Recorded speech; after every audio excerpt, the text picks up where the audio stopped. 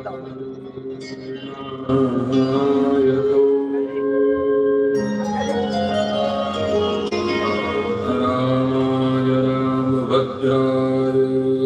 Coming वाला अंदर में भाई तरफ आगे लग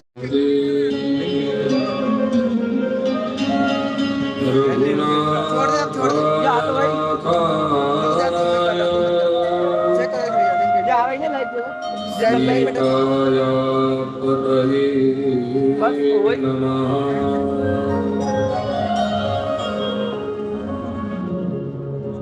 ध्येयं सदा भैया अब यहाँ से चलन दे वो थोड़ा पत्थर सही बात तीर्थास्पदं शिवविचिनुतं शरण्यं प्यार्तिहं प्रणतपालं भवाद्विपूतं वन्दे महापुरुषते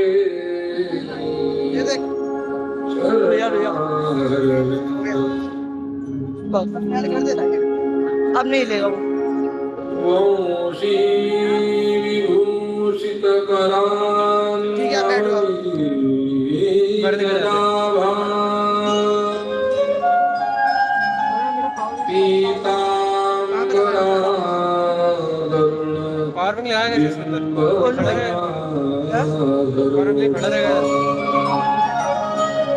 बैग टांग दी चलेगी भाई मैं चिंता नहीं कर चलेगी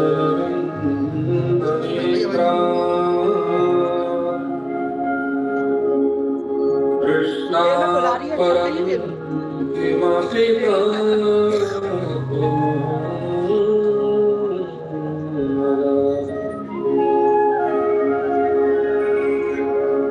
नारायणं नमस्कृत्य नरं चैव नरोत्तमं देवी सरस्वती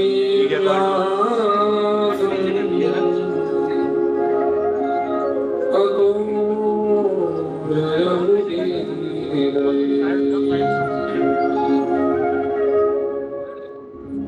मनोजवं मारुततुल्यवेगं जितेन्द्रियं बुद्धिमतां वरिष्ठं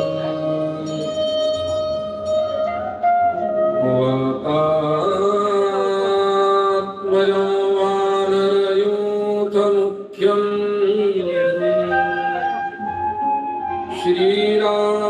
श्रीरामदूतं शरणं प्रपद्ये अयं रुक्मिणी प्राणसञ्जीवनन्तम् परन्नाथि वल्यमेकं तुरीयम् प्रसन्नं प्रपन्नार्तिहन्ते देवदेवम् परब्रह्मलिङ्गं भजे पाण्डुरङ्गम् श्री आदिनाथ समारम्भाम् श्री ज्ञानदेव सुमध्यमाम् अस्मदाचार्य पर्यन्ताम् वन्दे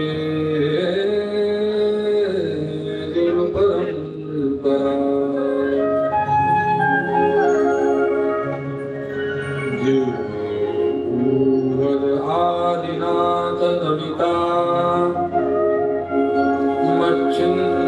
मच्छिन्द्रदूरक्षये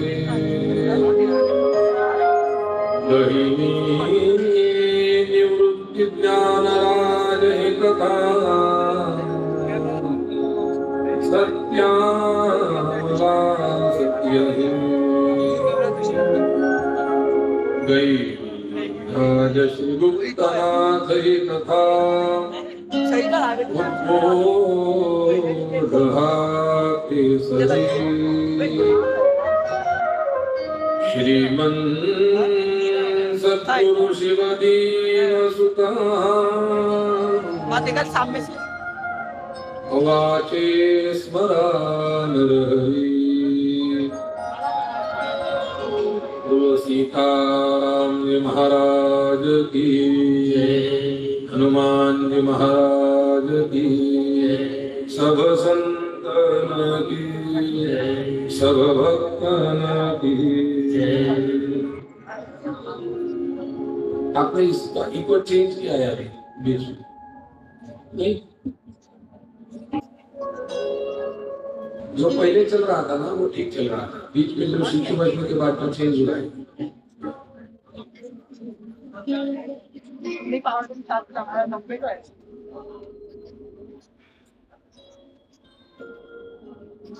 अकारण करुणामय भगवान श्री सीताराम जी की असीम कृपा से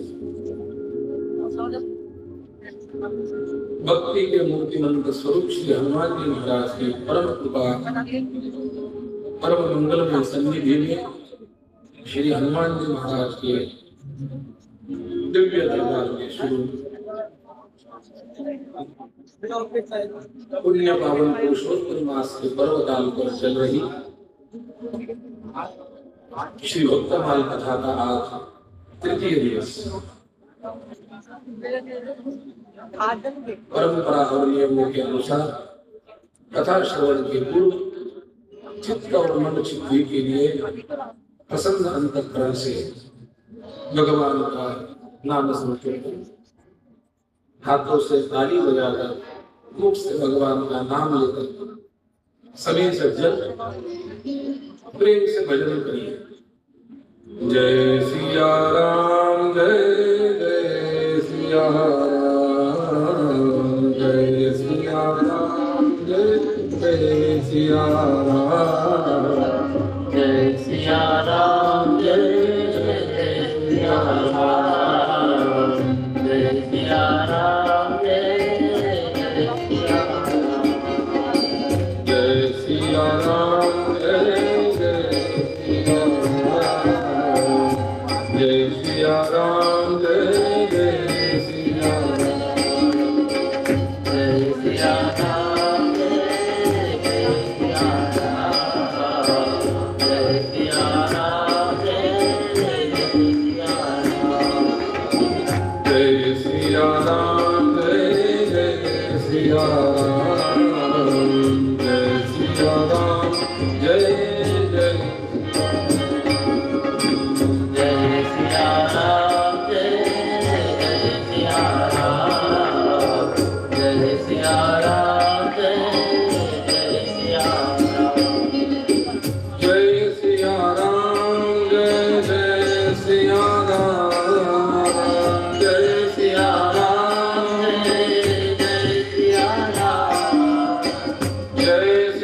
राम जय जय सिया राम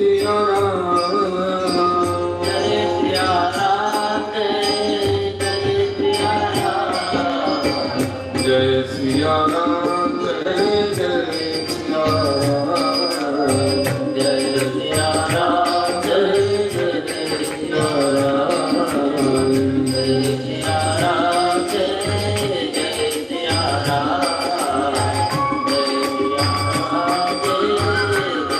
सिया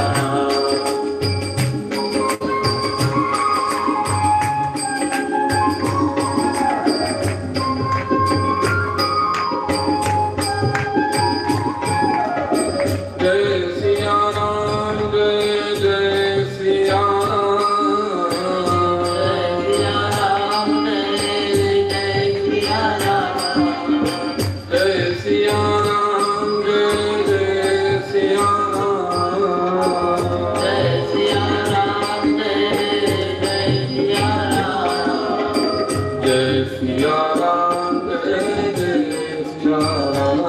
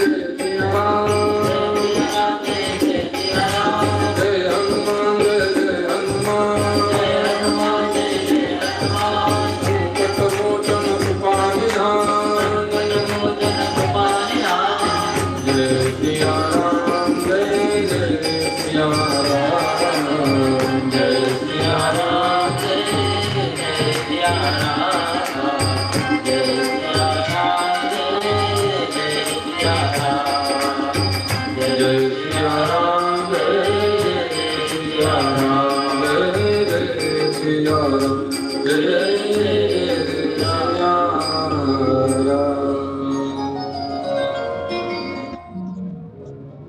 भक्ति भगवंत गुरु चतुर नाम बपुए,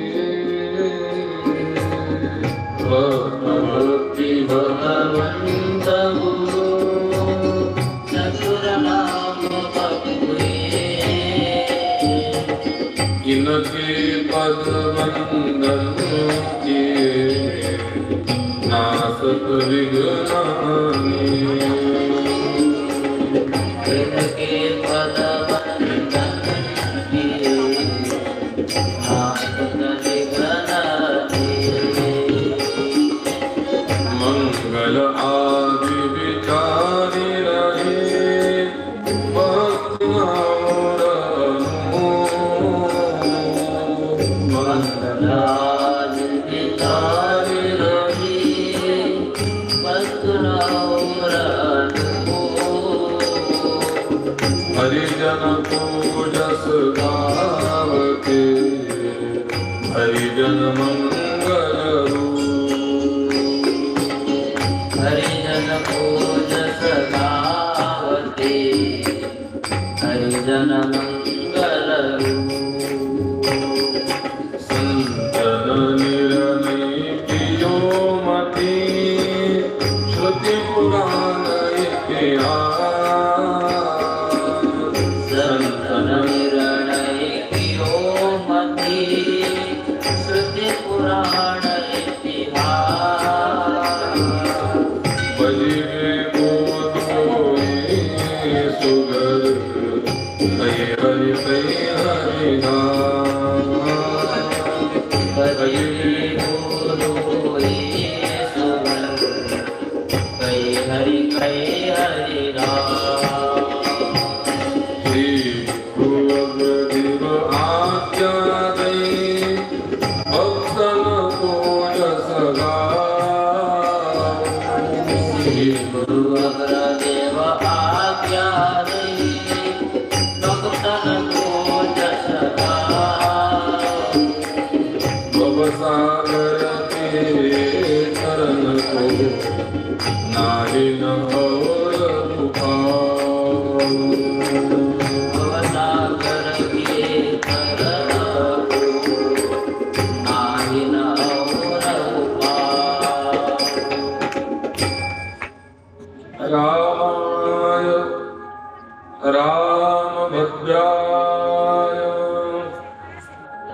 रामचंद्राय वेधसे, रघुनाथाय नाथाय सीताया पतये नमः।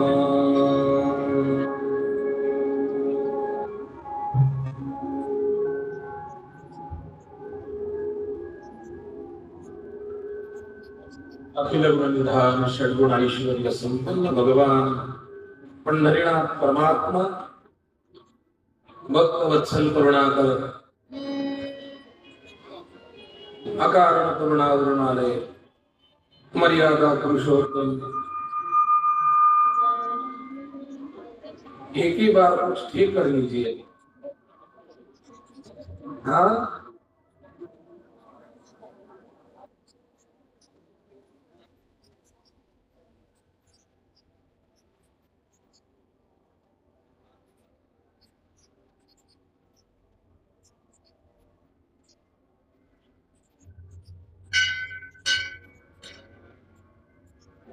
उनका माइक तो चालू ही रखना पड़ेगा।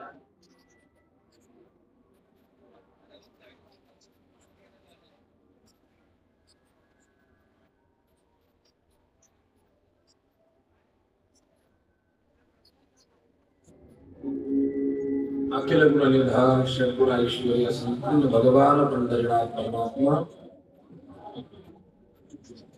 अकारण करुणावरुणालय मर्यादा पुरुषोत्तम भगवान प्रभु रामचंद्र की भक्ति के मूर्तिमंत स्वरूप नवदा भक्ति के मूर्तिमंत स्वरूप संकट मोचन भगवान श्री हनुमान जी महाराज, मुक्त कैवल्य तेजोनिधि भगवान श्री ज्ञानेश्वर महाराज, जगत गुरु श्री संत तुकाराम महाराज, गोस्वामी श्री तुलसीदास जी भगवान, सभी संत महंतों के चरणों में कोटि कोटि वंदन करके आज के यह मंगलमय परम पावन कथा का हम प्रारंभ करें।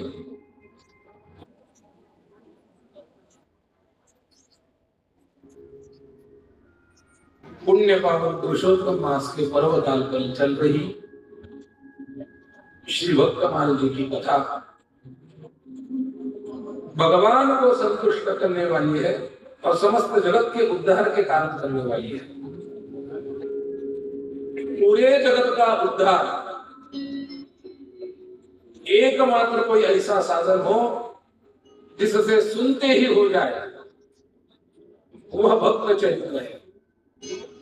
थोड़ा सा लेवल इससे पड़ा, कोई कष्ट न हो देंगे, कहीं जाने की जरूरत नहीं, कोई साधना करने की आवश्यकता नहीं, केवल श्रवण मात्र से अगर किस चीज से मनुष्य का उद्धार होता है तो वो संत चरित्र श्रवण। और हम सब सौभाग्यशाली है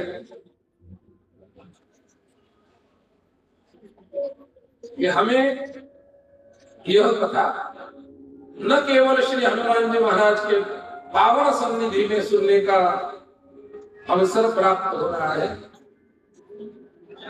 किंतु हमें एक कथा श्रवण करके 100 कथा का पुण्य प्राप्त करने का परम भाग्य श्री अधिक मास के पावन पर्व काल के अवसर पर मिल रहा है।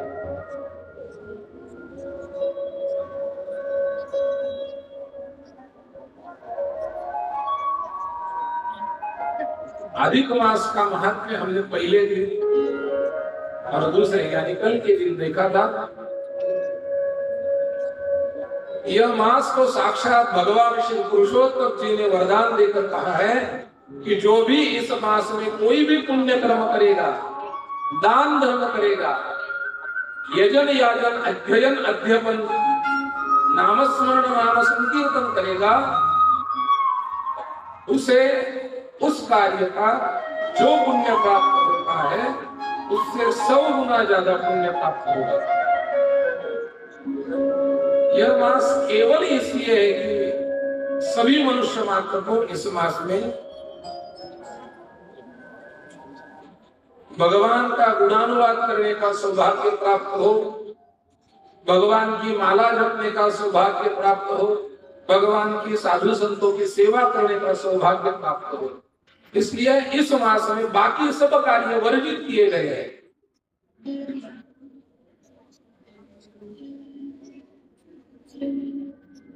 बैठ जाइए, कोई भी बात मत कीजिए, बाकी बातें घर जाने के बाद कीजिए।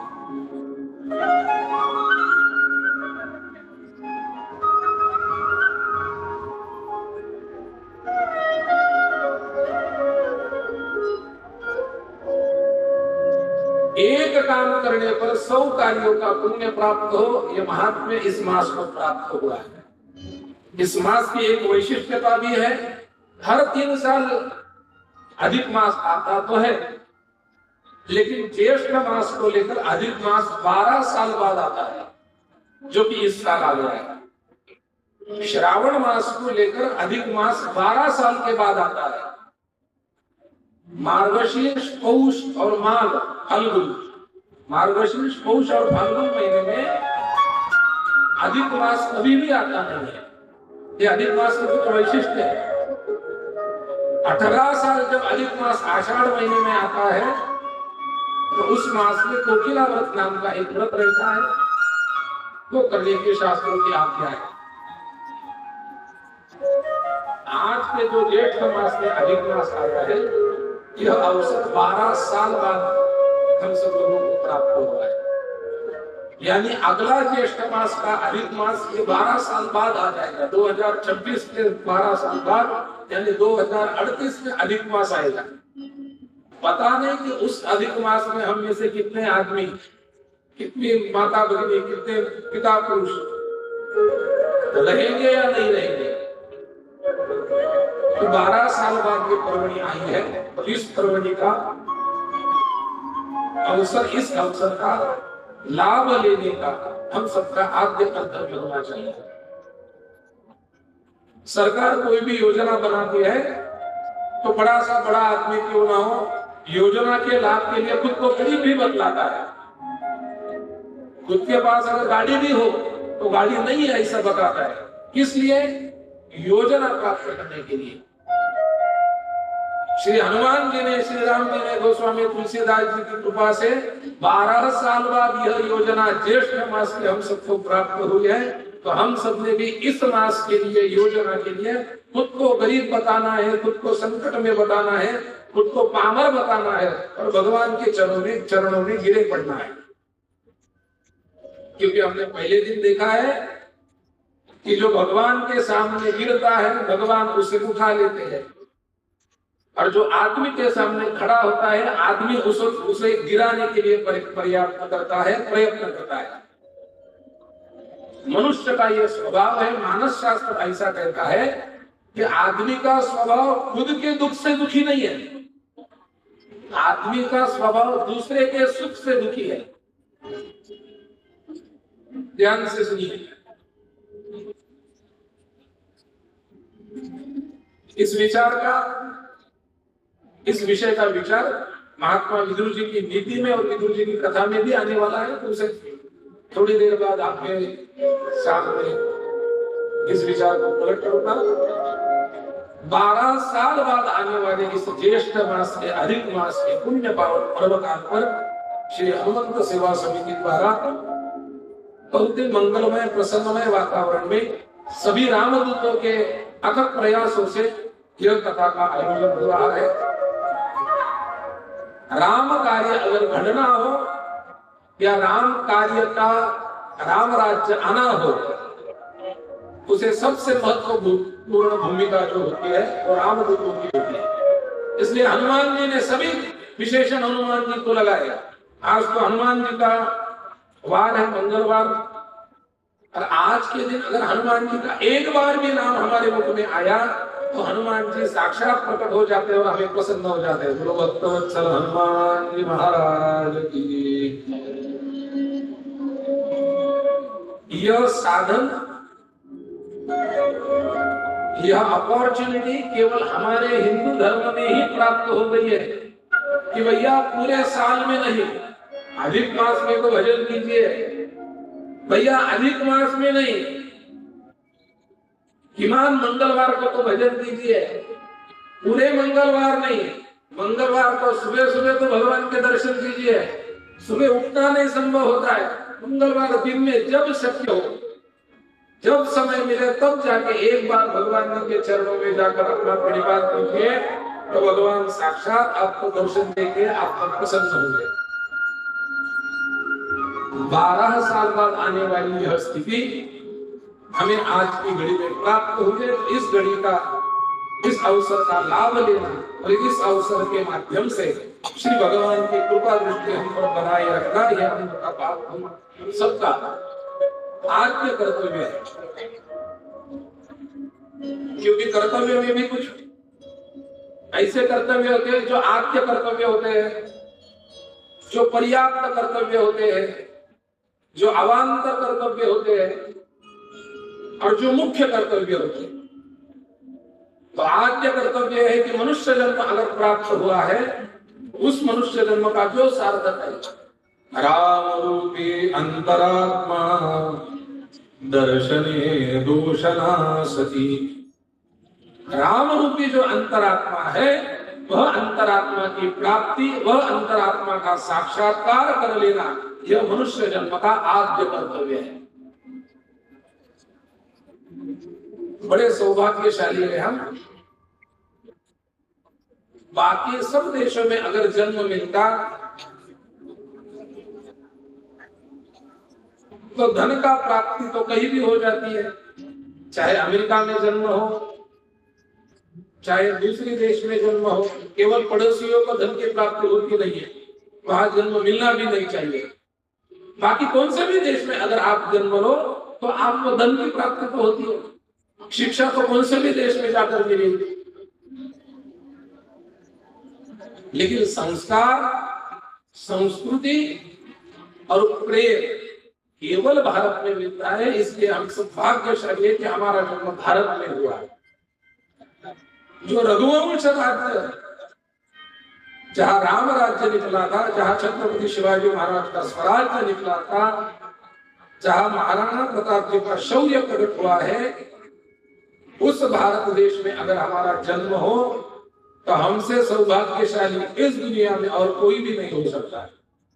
और ये हम नहीं कह रहे हैं, शास्त्रों में भी वर्णन आ गया है कि जिसे भारत में जन्म मिले, एतद्देश प्रसूतस्य सकाशादग्रजन्मनः स्वं स्वं चरित्रं शिक्षेरन् पृथिव्या सर्वमानवः।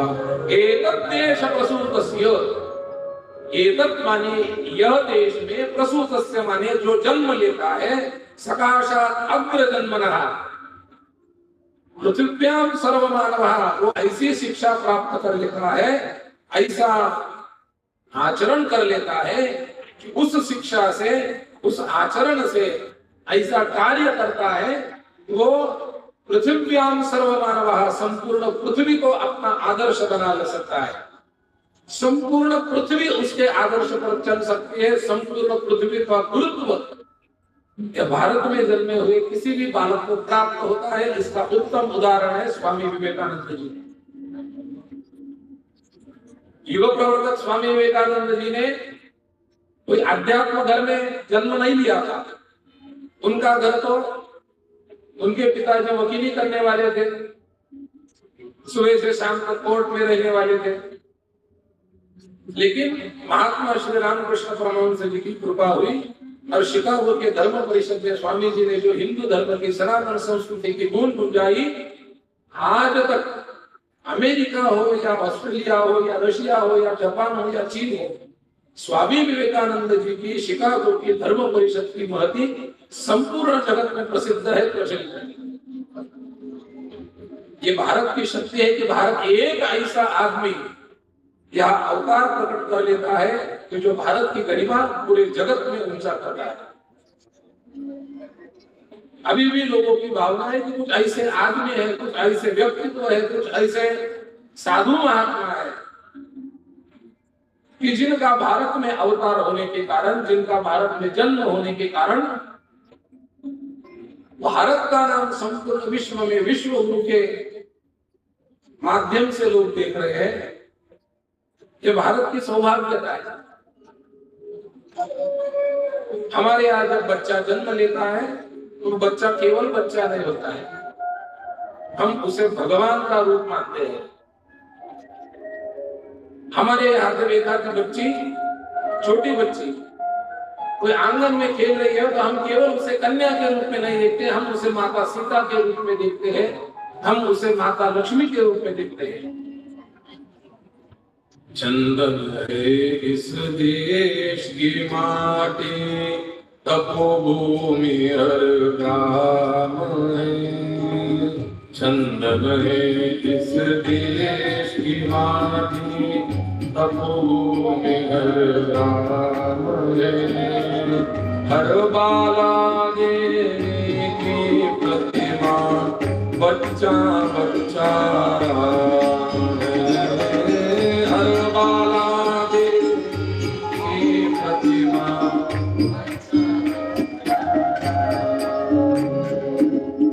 हर शरीर मंदिर सा पावन, हर मानव उपकारी है।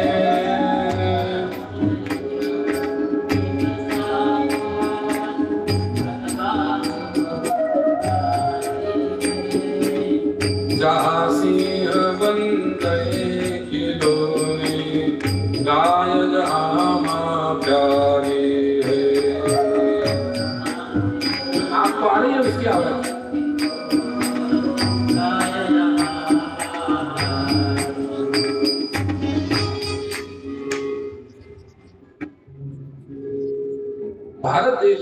जन्म मिलना ये बड़ी सौभाग्य की बात है।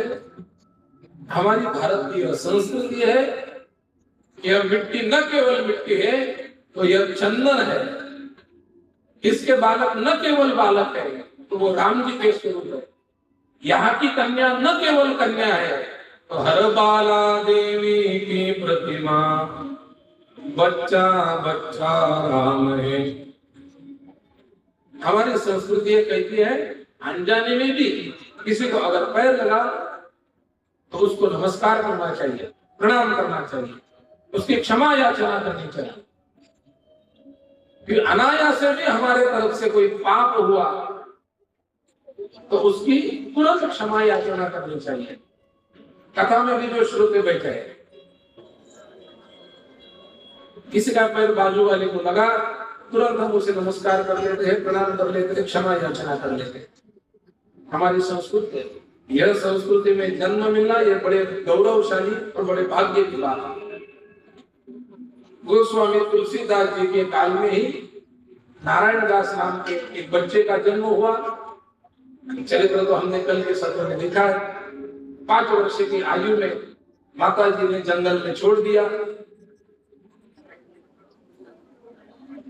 जिसका कोई नहीं होता उसके भगवान होते हैं। किल्ल देव जी और अग्रदेव जी ने दोनों को उठा लिया, दोनों ने बच्चों को उठा लिया। जैसे ही सदगुरु का स्पर्श हुआ, दोनों दृष्टि आ गई, लौकिक दृष्टि भी आ गई और ज्ञान दृष्टि भी आ गई। कल हमने इसका विचार किया कि ज्ञान दृष्टि किसे कहते हैं और सामान्य दृष्टि किसे कहते हैं। ज्ञान दृष्टि भी आ गई, सामान्य दृष्टि भी आ गई। उसी दिन से श्री रामादास जी ने अपने सदगुरु की सेवा का प्रारंभ कर दिया। किंचित काल में ही श्री रामादास जी की सेवा इतनी ऊंची हो गई कि वे अपने सदगुरु की श्री की मानसिक सेवा का भी अवलोकन कर सकते थे। यानी सदगुरु के मन में क्या चल रहा है वो भी श्री रामादास जी अपने सदगुरु की सेवा के माध्यम से सोच सकते थे। ग्रंथ की रचना जो हुई तो इसी घटना के साथ हुई कि नाभादास जी ने अपने सदगुरु की मानसिक सेवा में एक भक्त जो समुद्र के भंवर में जिसकी नाव फंसी हुई थी, अपने हाथ के पंखियों से उसकी नाव को समुद्र से बाहर निकाला और अपने सदगुरु को कहा कि गुरु जी आपकी मानसिक सेवा अखंड शुरू होती है, आपका भक्त तो समुद्र के बाहर आ गया, आप निश्चित होकर अपनी सेवा कीजिए, मानसिक सेवा लगे रहिए।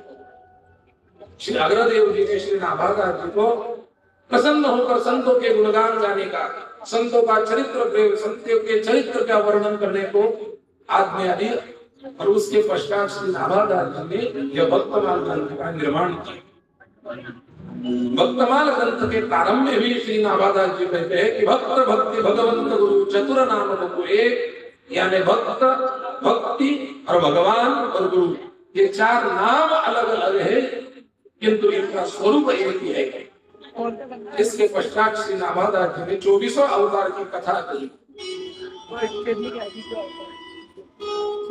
28 से 26 तक श्री नाभादास जी ने सबसे, उसके पश्चात ग्रंथ के अंत तक श्री नाभादास जी ने कलियुग में जो भी भक्त हुए, जो भी भक्त भगवान के सहचरी हुए, लीला सहचरी हुए, उनका वर्णन किया।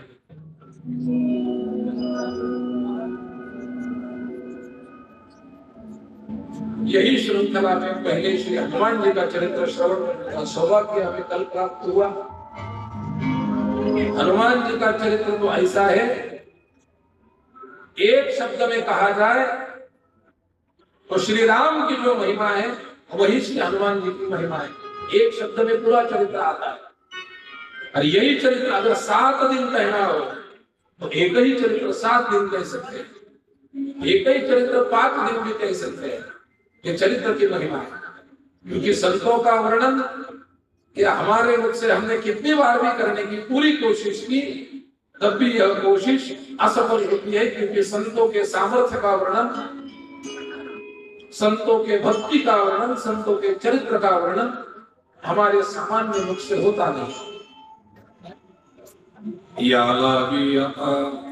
स्तुति सांडूनी निवांता चरणी के विजय माता हेची भले साधु संतों की सेवा करने के सिवाय हम कुछ भी नहीं कर सकते। इसलिए साधु का वर्णन हमारे मुख से पूरा न क्यों न हो, उनकी सेवा में कार्यरत रहना और हमारा जीवन उनके चरणों में समर्पित करना, यही भक्त का कर्तव्य है। श्री हनुमान जी का चरित्र हमें सेवा सिखाता है, समर्पण सिखाता है, त्याग सिखाता है, गुरु भक्ति सिखाता है। एकविध भक्ति किसे कहते हैं, ये श्री हनुमान जी के चरित्र को देखने के बाद समझ में आता है।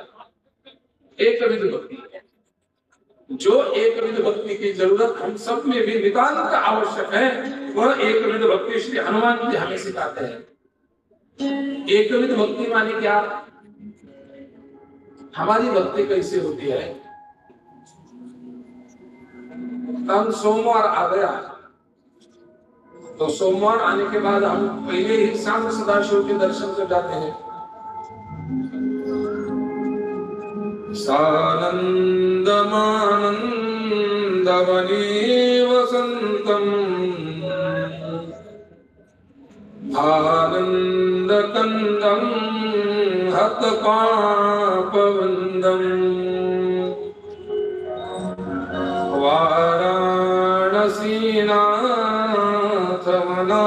वाराणसीनाथमनाथनाथं श्रीविश्वनाथं शरणं प्रपद्ये। श्रीविश्वनाथं शरणं प्रपद्ये। हमारी सोमवार की शुरुआत भगवान शंकर जी के दर्शन से होती है। मंगलवार की सुबह आ गई तो हम शंकर जी के भगवान के मंदिर में नहीं जाते, हमारे पैर आते हैं श्री हनुमान जी के मंदिर में या भगवान देवी श्री कात्यायनी जी के मंदिर में। मनोजवम मारुततुल्यवेगम, यानी सोमवार को शिव जी के मंदिर गए, मंगलवार को हनुमान जी के मंदिर में गए, बुधवार गुरुवार आते ही दत्त भगवान की याद आ जाती है, शुक्रवार को फिर देवी के मंदिर जाते हैं, शनिवार को फिर हनुमान जी के मंदिर आते हैं, रविवार को हमारे यहाँ पे खंडोबा जी का मंदिर होता है। जेजुरी नाम का प्रसिद्ध तीर्थ क्षेत्र संपूर्ण भारतवर्ष में महाराष्ट्र में खंडोबा देवस्थान, उनका रविवार होता है। फिर सोमवार आ गए, फिर हनुमान जी के मंदिर में। समझ रहे थे कि मैंने अगर आंख बंद कर ली तो कोई भी मुझे देखेगा, जबकि बिल्ली किसी को देखती नहीं है, बिल्ली को सब देख लेते हैं। तो भगवान के मंदिर में कितनी भी भीड़ हो जाए, हम चाहे भगवान को देखें या नहीं देखें, लेकिन मन में अगर सच्ची श्रद्धा हो। अब आप अपने में यहाँ चेक करना आ रही है, चेक करियो माही, चेक करो। 1 घंटा 12 मिनट हो गई तो और उनको आशीर्वाद दे दिया। से बड़े गदगद हो गए। विदुर रानी को भी बहुत आनंद हुआ। माता विदुर रानी ने सोचा कि महामंत्री नहीं होने के पश्चात भगवान श्री कृष्ण ने हमारी तरफ देखा और आनंद होकर हमको आशीर्वाद देते हुए कहा, भगवान श्री कृष्ण सदा दुर्योधन को समझाया कि युद्ध करने की मेरी को मनीषा नहीं है, जबकि भगवान की मनीषा थी कि युद्ध होना चाहिए, लेकिन फिर भी समझौता करने के लिए भगवान गए, मध्यस्थी करने के लिए भगवान गए। तो भगवान जी ने कहा कि दुर्योधन, एक प्रस्ताव में आपके सामने ऐसा करता हूँ, ऐसा रखता हूँ कि आप सिर्फ 5 लाख पांडवों को दे दीजिए, बाकी सब पूरा विश्व का राज्य आप अपने पास रखिए। अगर यह हो जाता तो युद्ध नहीं होता, अगर युद्ध नहीं होता तो भगवान अर्जुन को नहीं देते, भगवान अर्जुन को गीता का उपदेश नहीं हो देते, तो मुझे लगता है कि कलयुग का प्रारंभ भी नहीं होता। बोलो भक्तवत्सल भगवान की जय। क्योंकि 5,000 वर्ष पश्चात आज भी गीता जो है वो अनेकों अर्जुन को अपने प्रयास का, अपने प्रयत्न का सफल मार्ग दिखाने का काम करती है। धर्म ग्रंथ जो होते हैं वो किंचित काल के लिए तैयार नहीं होते। धर्म ग्रंथ जो होते हैं वो हजारों वर्ष तक लोगों को प्रेरणा देते हैं। आज भी अनेक अर्जुन होते हैं जिनको कर्म क्या है, अकर्म क्या है, क्या करना चाहिए, क्या नहीं करना चाहिए, इन सब प्रश्नों का उत्तर श्रीमद् भगवद गीता में आपको मिल जाता है। मानवीय जीवन मूल्यों को आधारित भगवान श्री कृष्ण ने क्या क्या कौन से श्लोक कहा है। वैसे तो पूरी गीता मानवीय जीवन मूल्यों को आधारित ही है, लेकिन उसमें से 100 श्लोक ऐसे निकाले हैं कि जिनमें मानवीय जीवन का मार्गदर्शन करने वाले भगवान के जो विचार है वो आपके सामने प्रकट करने का आदर्श है। इसकी एक सीरीज मैंने पिछले कुछ दिनों से निकाली थी, उसका नाम है लेसन्स ऑफ कृष्णा, यानी कृष्ण नीति। भगवान श्री कृष्ण ने व्यावहारिक जीवन बिताते वक्त कौन सी चीजें करनी चाहिए, कौन से आदमियों को अपने पास रखना चाहिए, जीवन में अपना व्यवहार कैसा होना चाहिए, यह विचार जिन श्लोकों में किया है वह श्लोकों का विचार उस लेसन्स ऑफ कृष्ण के सीरीज में करने का हमारा प्रयास रहता है। तो 15वां श्लोक अभी उसके है। अगर आपके पास मोबाइल है तो घर जाने के बाद लेसन्स ऑफ कृष्ण सर्च कीजिए, यानी नाथ की जो व्यासपीठ पर लिखा है ना नाथ की, ये इंग्लिश में सर्च कीजिए, उस पे आपको लेसन्स ऑफ कृष्ण के 15 श्लोक दिखेंगे। मानो अगर बिजनेस नहीं चल रहा है तो उस पर भगवान श्री कृष्ण का क्या कहना है। अगर पति पत्नी का झगड़ा हो रहा है, संबंध अच्छे नहीं हो रहे, तो उस पर भगवान श्री कृष्ण क्या कहते हैं। दोनों मित्रों में अच्छी सी वार्ता नहीं हो रही है, मित्र में कुछ मिसअंडरस्टैंडिंग हो गई, तो उस पर भगवान श्री कृष्ण क्या कहते हैं। ये व्यावहारिक कृष्ण नीति उस लेसन्स ऑफ कृष्ण में बताने का प्रयास किया है। तात्पर्य यह है कि भगवान श्री कृष्ण समझौता करने के लिए आए।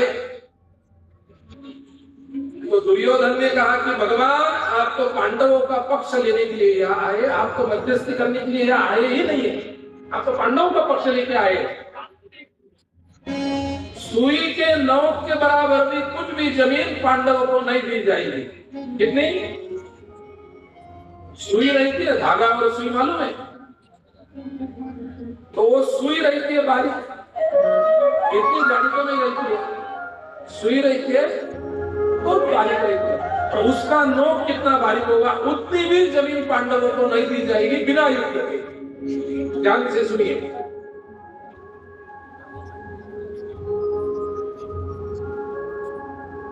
सुई की नोक के बराबर भी जमीन बिना युद्ध के पांडवों को नहीं मिलेगी। भगवान श्री कृष्ण ने कहा ठीक है, मैं मध्यस्थी करने के लिए आया था, आपने कहा कि युद्ध के सिवा कोई दूसरा पर्याय नहीं है, तो आपकी आज्ञा लेता हूं। और जिस दिन दुर्योधन ने भगवान श्री कृष्ण को अपमानित किया था, उसी दिन उनका पराजय निश्चित हो गया था, क्योंकि जहां भगवान होते हैं वहां नीति होती है, जहां नीति होती है वहां यश होता है, और जहां यश होता है वहां कीर्ति होती है।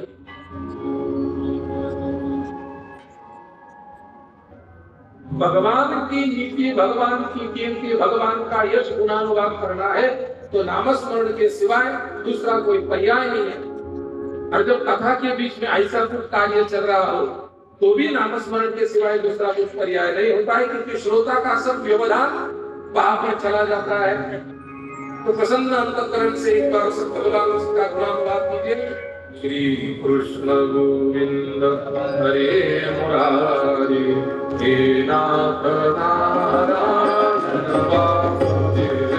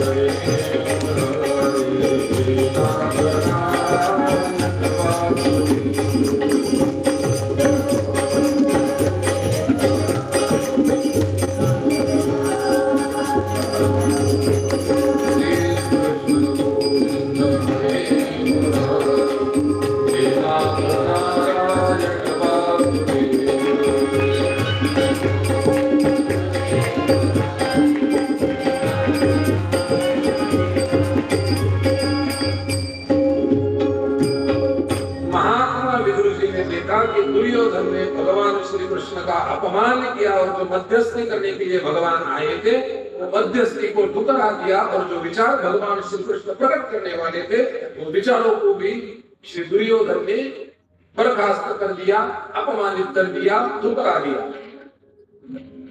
काम होने के बाद दुर्योधन जी ने कहा कि भगवान आप आए तो सही, लेकिन आने के बाद आपके लिए वृंदावन के भी सभी गौ माता की गौ रस से बड़े बड़े 56 भोग का पकवान लगाया, तो आप खाना खाने के लिए हमारे यहाँ आ जाए। बात तो हो गई, युद्ध तो होने वाला है, सुई के नौ के बराबर भी जमीन बिना युद्ध के तो हम पांडवों को देंगे नहीं। तो भगवान श्री कृष्ण ने कहा कि भैया हम तो आए थे मध्यस्थी करने के लिए, लेकिन मध्यस्थी तो हुई नहीं। और रही बात खाने की, तो भोजन का निमंत्रण तो हमें कई साल पहले मिल चुका है। तो दुर्योधन जी के सहित सभी कौरवों की आंखें बड़ी हो गई कि भगवान तो आए आज है, और भगवान कहे कि भोजन का निमंत्रण तो कई साल पहले मिला है। किसने निमंत्रण दिया होगा? आपने दिया है, आपने दिया है, आपने दिया है। सभी एक दूसरे को पूछने लगे। तो भगवान जी से दुर्योधन ने पूछा कि भगवान जी आप आए तो है, लेकिन आपको भोजन का निमंत्रण हमारे सिवा और किसने दिया है? किसके यहाँ 56 भोज की तैयारी हो गई है? तो भगवान श्री कृष्ण ने विदुर जी के बारे में कहा और विदुर जी के तरफ उंगली कर कहा कि विदुर जी ने मुझे भोजन का निमंत्रण दिया है। विदुर जी कहीं तो बाहर दूर खड़े थे, महामंत्री तो है नहीं। तो विदुर जी दूर खड़े थे और विदुर जी ने कहा, आंख बंद कर विदुर जी ने सोचा कि ये क्या मुसीबत आ गई। भगवान जी के तरफ इशारा करके कहा, मैंने कब कहा?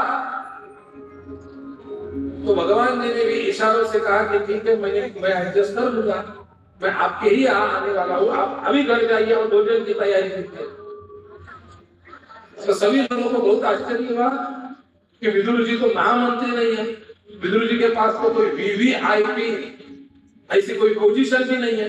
अगर कोई बड़ा नेता मंत्री या राजा अगर घर पे आता है तो उसके भोग के लिए वो खाते कुछ भी नहीं है, लेकिन प्रोटोकॉल के अंदर वो काजू बादाम पिस्ता वो सब रखा दिया जाता है, खाते तो कुछ भी नहीं। जाने के बाद उनके पीए सब चल पटक के ले जाते हैं, वो बात अलग है, वो कुछ नहीं खाता। भारत सरकार के एक मंत्री और हमारा उनका बहुत निकट का परिचय है, श्रीमान नितिन जी गडकरी, तो वो हमारे मठ में भी 2-3 बार आ गए। तो उनका एक डायलॉग बहुत अच्छा है कि मंत्रियों के पीए कैसे रहते हैं। तो उन्होंने कहा चाय से किटली गर्म, ऐसे पिए रहते हैं। चाय गर्म हो या ना हो, किटली बहुत गर्म होती है और उससे हमें लगता है कि चाय बहुत कड़क है, चाय बहुत गर्म है। चाय ठंडी ही होती है, गर्म किटली होती है। तो दुर्योधन ने आश्चर्यचकित होकर पूछा कि विदुर जी के घर में जाकर क्या खाने को मिलने वाला? तो भगवान ने कहा कि वो जाने के बाद पता चलेगा, लेकिन आपके यहाँ का भोजन हम नहीं स्वीकार सकते, हम तो विदुर जी के और माता विदुर रानी के यहाँ जाकर भोजन करेंगे। विदुर जी चले गए बाजार में, जो कुछ लड्डू जो कुछ खरीदना है वो खरीदने लगे। मन की अवस्था तो ऐसी हुई कि राजा भगवान श्री कृष्ण मथुरा का राजा समझौता करने के लिए यहाँ आ गया और खाना खाने के लिए हमारे घर में पधार रहे। और विदुर रानी को जैसे पता चला तो विदुर रानी ने घर में जो कुछ था उसकी तैयारी कर ली और तैयारी करने के पूर्व भगवान श्री कृष्ण विदुर जी के घर पर आ गए। आने के बाद तो माता विदुर रानी ऐसे लगभग उन्होंने कहा कि चाहे क्या करे, कुछ तैयारी हुई नहीं, यहाँ बैठे नहीं, यहाँ तो अच्छी जगह नहीं, यहाँ बैठे यहाँ भी अच्छी जगह नहीं, और कुर्सी पे बैठे कुर्सी भी अच्छी जगह नहीं। तो विदुर रानी की अवस्था मानो ऐसी हो गई कि क्या करे और क्या नहीं करे। भगवान जी ने कहा कि भाई हम नीचे ही बैठ जाते। तो विदुर रानी ने क्या किया, एक पाट दिया, लकड़ी पाट होता है ना, चौरंग और पाट। तो विदुर रानी इतनी स्तब्ध थी और इतनी प्रेम में व्याकुल थी कि विदुर रानी ने वो पाट भी उल्टा डाला, मानो उसका पहिया ऊपर आ गया और जो बैठने की जगह है वो जमीन पे गई। तो भगवान उसी पर बैठ गए। माता विदुर रानी ने भगवान को खाने के लिए कुछ कहा तो भगवान ने कहा जो कुछ होगा वो लाइए, हम खाते हैं। तो घर में तो कुछ था नहीं। महाभारत में और श्रीमद् भागवत जी में ऐसा वर्णन आता है कि महामंत्री का इस्तीफा देने के बाद विदुर जी ने 12 साल से फलाहार किया था। फलाहार माने फलों का आहार। तो महाराज जी जैसा फलाहार नहीं रहता है। तो बड़े बड़े साधु संत महाराज जी बोले बैठे तो उनका फलाहार कैसा रहता है मालूम है आपको? एकादशी का उपवास। उपवास का नाम है उपनाम समीपे कर्णंकार उच्यते इति उपवासः। उपवास किसे कहते हैं? उपनाम समीप और वास यानी रहना, भगवान के समीप रहना, इसे कहते हैं उपवास। महाराज जी अगर उपवास करते हैं तो महाराज जी की थाली देखने लायक होती है। सामान्य आदमी अगर उपवास करता है तो 2 केले, 1 पेला दूध, ज्यादा से ज्यादा 2 खजूर। तो ये महाराज जी का अगर उपवास है तो बाहर रहता है रबड़ी, उसके बाद रहती है खीर, उसके बाद रहता है दही, उसके बाद रहता है श्रीखंड, उसके बाद रहते हैं खजूर, उसके बाद रहते हैं काजू, किशमिश, बादाम, पिस्ता, अखरोट, केली, संतरा, आम, पूरी थाली भर जाती है। महाराज जी भी सोचते हैं चाहे रोज उपवास क्यों न करना हो, ऐसा खाना मिल लेता है। इसे उपवास नहीं कहते। उपवास का अर्थ होता है त्याग। अगले 4 जून से जी का प्लेटफॉर्म है, मराठी चैनल है जी टॉकीज। तो उस जी टॉकीज पे विषय यह निकला है तो मैं बता रहा हूँ। बताने का कारण क्या है आगे बताऊंगा। तो जी टॉकीज पे 4 जून से 13 जून तक भगवान श्री नवनाथ चरित्र कथा का प्रसारण होने वाला है। अभी उसकी शूटिंग हुई है। आप जिनको मराठी समझ में आती है और जिनको भगवान श्री नवनाथ जी का चरित्र सुनना है वो तो जरूर जी टॉकीज चैनल पर सुबह 7:30 से 9:30 बजे तक रोज 2 घंटे 10 दिनों तक रोज 2 घंटा वो कथा चलने वाली है। तो मैंने उस कथा में एक ऐसी संकल्पना रखी थी जो मैं इस कथा में भी रखने वाला हूँ। चाहे मंगलवार का हो, चाहे एकादशी का हो, चाहे गुरुवार का हो, जिस दिन आप उपवास करते हो तो वह उपवास खाने का नहीं, अभी मोबाइल का उपवास होना चाहिए। ये अभी काल की और समय की जरूरत है। आप मानो मोबाइल का उपवास कैसा, उस दिन मोबाइल खाना है। मोबाइल का उपवास के कंसेप्ट ऐसी है कि उस दिन जैसे एकादशी का व्रत होता है, सूर्योदय से दूसरे दिन के सूर्योदय तक कुछ भी अन्न का सेवन नहीं करना है, खाना रोटी चावल दाल कुछ भी खाना नहीं। वैसे ही मोबाइल का उपवास करना है। सूर्योदय से दूसरे दिन के सूर्योदय तक मोबाइल ही नहीं देखना है, ये मोबाइल का उपवास होना चाहिए। और यह बात आज के युग के लिए बहुत जरूरी है, क्योंकि अनेकों घरों में झगड़ा होने का कारण मोबाइल है, बच्चे बिगड़ने का कारण मोबाइल है, पढ़ाई में कम मार्क आने का कारण मोबाइल है, झूठ बोलने का कारण मोबाइल है। एक आदमी तो मेरे पास कथा में बैठा था, स्टेज पे ही बैठा था, नजदीक का था, झूठ बोलने का कारण मोबाइल था। वैसे तो मनुष्य में झूठ ही नहीं बोलना चाहिए, लेकिन अगर बाहर बोला तो ठीक है, मंदिर में तो झूठ नहीं बोलना चाहिए। मंदिर में छोड़ो, कथाओं के पंडाल में तो झूठ ही नहीं बोलना चाहिए। पंडाल में छोड़ो, व्यासपीठ पे आकर तो झूठ बोलना ही नहीं चाहिए। जो सच है वह बोलना है, चाहे श्रोता को पसंद आए या ना आए, लेकिन सच बोलना है। आदमी मेरे पास बैठा हुआ था, उसका मोबाइल बजा। सज्जन आदमी होता तो फोन कट कर देता। जिसने कथा के पंडाल में मोबाइल तक फोन कट नहीं किया वो सज्जन आदमी होता नहीं। तो उन्होंने फोन उठाया और फोन उठाने के पश्चात उन्होंने जो कहा वो मुझे आपको बताना है। उन्होंने कहा बस आ रहा हूँ, गाड़ी पर ही हूँ, 5 मिनट में घर पे पहुंच रहा हूँ। बैठे कहा थे कथा पंडाल में, व्यासपीठ के बाजू में होने के बाद भी वो फोन पर कह रहे थे बस आ रहा हूँ, 5 मिनट में घर पे पहुंच रहा हूँ। मतलब झूठ बोलने का कारण मोबाइल है, आदमी बिगड़ने का कारण मोबाइल है, मिसअंडरस्टैंडिंग होने का कारण मोबाइल है। क्योंकि मोबाइल में मैसेज तो पहुंचता है, भावना नहीं पहुंचती। किसी ने आपको अगर मैसेज किया, टेक्निकल बात है लेकिन विचार करने जैसी बात है, आप विचार करके देखिए। किसी ने आपको अगर मैसेज किया हाउ आर यू, तो आप उसे अगर FINE फाइन कहेंगे तो उसे क्या लगेगा, आप अच्छे हो, आप ठीक हो। लेकिन आप सच में ठीक हो या नहीं यह उसको पता नहीं चलेगा, क्योंकि मोबाइल मैसेज डिलीवर करता है, भावना यानी फीलिंग डिलीवर नहीं करती। तो उसके लिए मिलना जरूरी है। जो बात मिलकर कह सकते हैं वो बात मोबाइल पे हो सकती नहीं। माता विदुरानी को कुछ विरोध नहीं मिला था, भगवान आकर उस उल्टे पाठ पे बैठ गए, तो घर पे खाने के लिए तो कुछ था नहीं।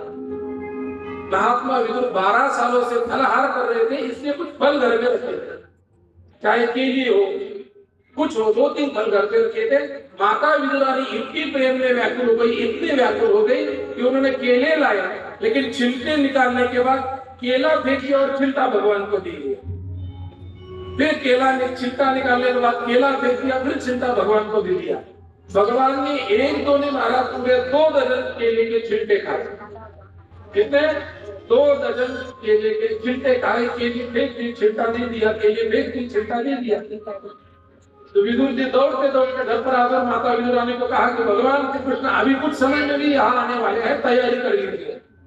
उन्होंने कहा आने वाले हैं नहीं, बहुत देर से आ रहे हो, यहाँ खड़े हैं, बैठे हैं। विदुर जी ने देखा तो भगवान जी ने सभी केले के छिलकों का सेवन कर लिया था और सभी छिले हुए केले वहां पे गिरी हुई पड़ी हुई नजर आई।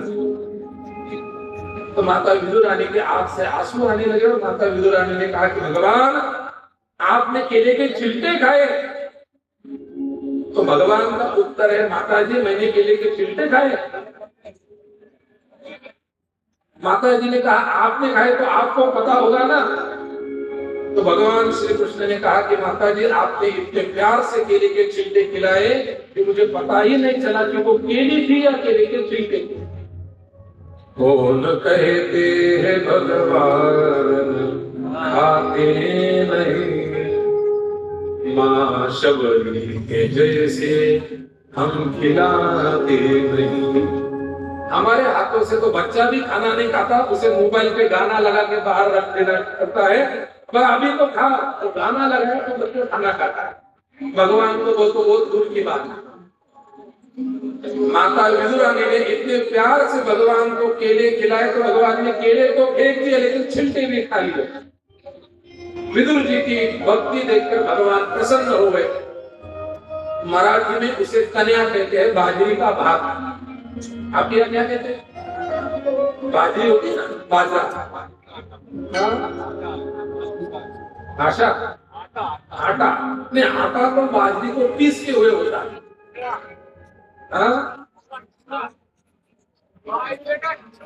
खिचड़ा, बाजरे का खिचड़ा,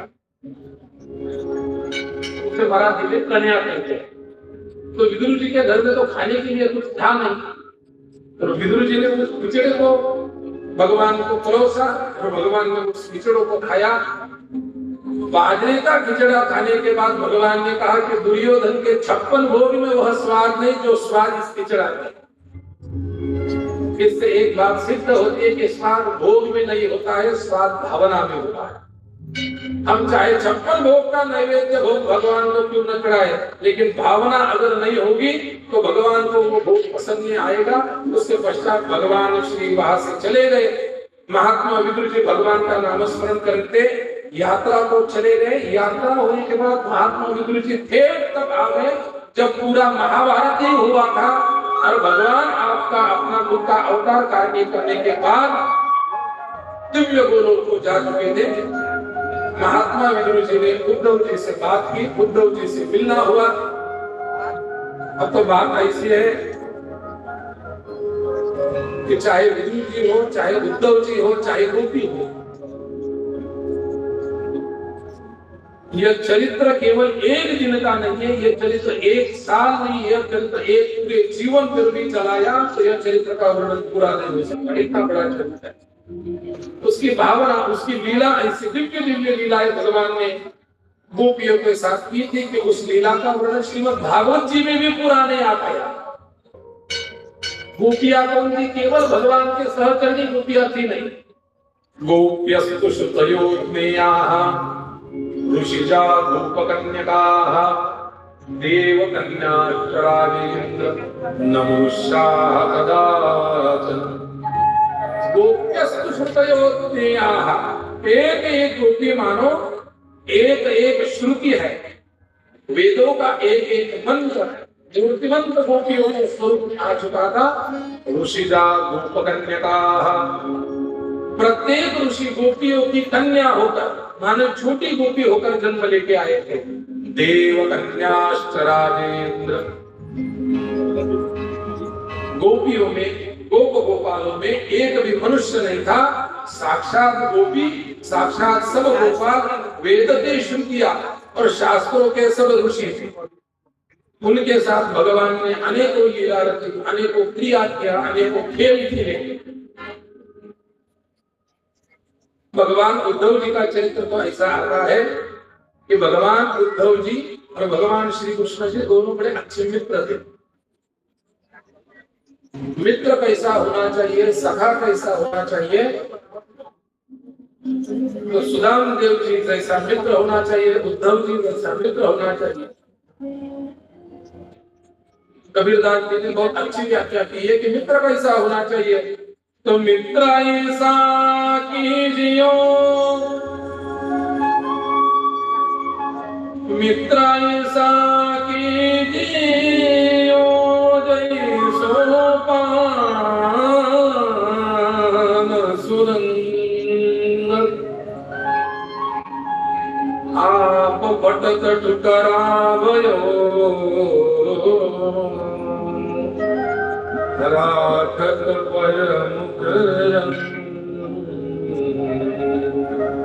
मित्र कैसा होना चाहिए? तो बोले शाम को जो आदमी पान खाता है उसे पूछो मित्र कैसा होना चाहिए। पान रहता है ना, पान जो भगवान के भोग लगाने के बाद भगवान को भी उसे बीड़ा कहते हैं, मुख शुद्धि कहते हैं। जो भगवान को बीड़ा स्वरूप देते हैं उसे मुख शुद्धि कहते हैं। और जो पान अब लोग खाते हैं ना उसे मुख शुद्धि नहीं कहते, उसे मुख विशुद्धि कहते हैं। जो पान खाने से मुख की शुद्धि हो उसे पान कहते हैं, और जो पान खाने से मुख की अशुद्धि हो उसे अपान कहते हैं। पान जो रहता है वो पान क्या करता है? आप फटक ठुकरा भयो। पान क्या करता है? पहले ऐसा पान लेते हैं, उसे कत्था डालते हैं, चूना डालते हैं, बाद में सुपारी, लवंग, इलायची कुछ डालते हैं, उसकी घड़ी करके मुंह में डाल देते हैं। तो मुंह में डालने के बाद उसका पूजन करते हैं, उसे चबाते हैं, उसे चबाते हैं। चबाने के बाद में पान क्या करता है? राखत पर मुख रंग। मित्रता का सबसे अच्छा उदाहरण, पान खुद फट जाता है, पान खुद समाप्त हो जाता है, लेकिन जो उसे निगलता है, जो उसे खाता है, उसके मुख पे रंग दे जाता है। ऐसी मैत्री होनी चाहिए। मित्र का उदाहरण देते हुए सखा किसी भी नहीं कह सकते, सखा सिर्फ भगवान को कह सकते।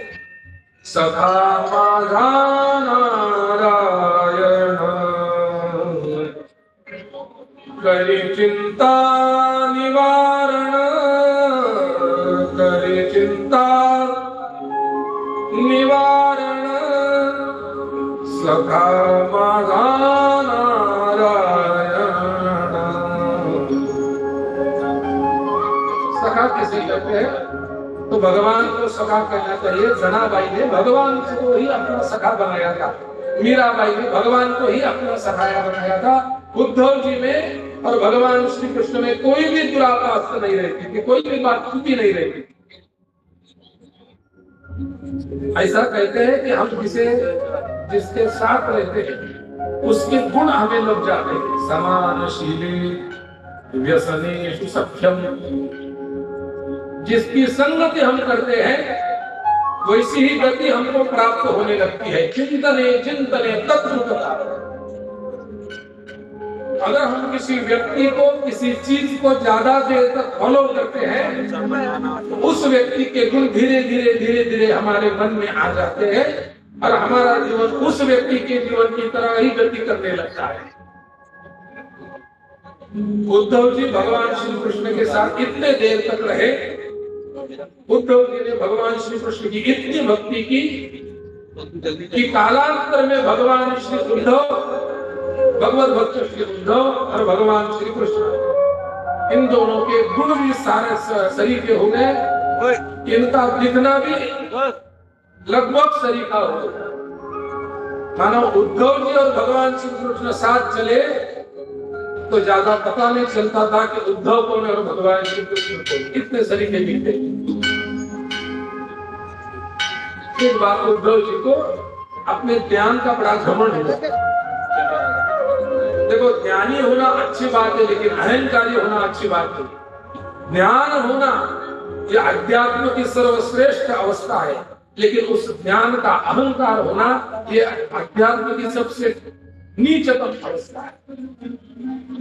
नारद जी को भी एक बार ज्ञान का अहंकार हुआ था, सुमित्रा जी को भी ज्ञान का सौंदर्य का अहंकार हुआ था, हनुमान जी को भी एक बार अपने ज्ञान का अहंकार हुआ था, भक्ति का अहंकार हुआ था।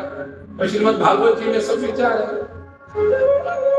ज्ञान श्रेष्ठ है, लेकिन ज्ञान का अहंकार श्रेष्ठ नहीं। तो कहते हैं ना, जिस पेड़ को सबसे ज्यादा फल रहता है, विद्या विनयेन शोभते, विद्या तब ही शोभा देती है जब आपके अंतःकरण में विनय है। ज्यादा फल होने वाला पेड़ अक्सर जमीन पे झुका रहता है, और जिसमें एक भी फल नहीं आता है, जिससे कभी फल ही नहीं आता है, तो बाम्बू का पेड़ रहता है। बाम्बू है वेणु, तो बाम्बू का पेड़ कायम सीधा और खड़ा रहता है।